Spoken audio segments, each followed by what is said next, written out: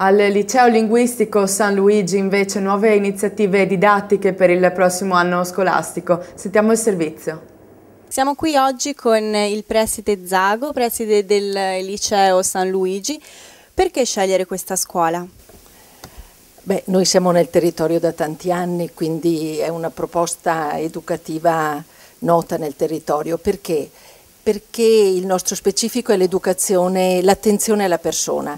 Attenzione alla persona secondo le modalità proprie della scuola, quindi ci si pone accanto alle famiglie in un lavoro di accompagnamento alla crescita e alla formazione culturale degli studenti. Quali sono le novità che questa scuola propone?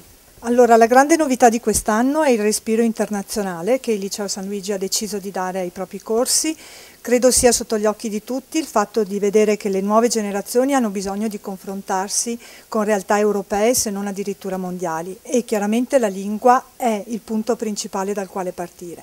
È ovvio che i nostri ragazzi vogliamo siano competitivi con quelli che possono essere i ragazzi del nord Europa che hanno una franchezza con la lingua assolutamente maggiore rispetto agli studenti italiani e questo comporta chiaramente un sottolineare l'importanza della lingua e soprattutto dell'inglese. Quali sono le novità che offre l'indirizzo English Plus?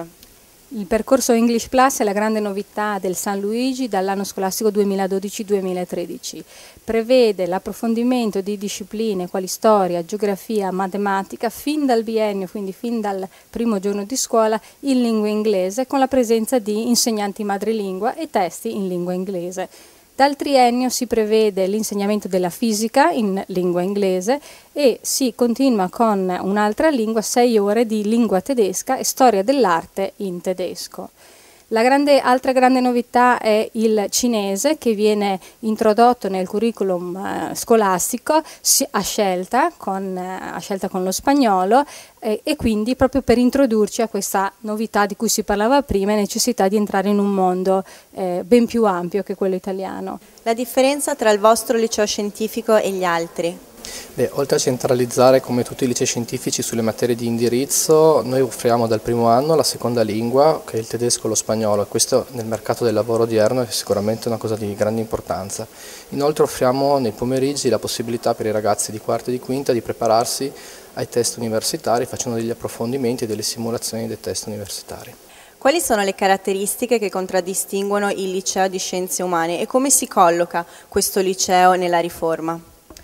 Il Liceo delle Scienze Umane è un liceo profondamente innovativo e con questo spirito è nato nella riforma, perché unisce alle tipiche discipline liceali le scienze umane, quindi la pedagogia, la psicologia, la sociologia.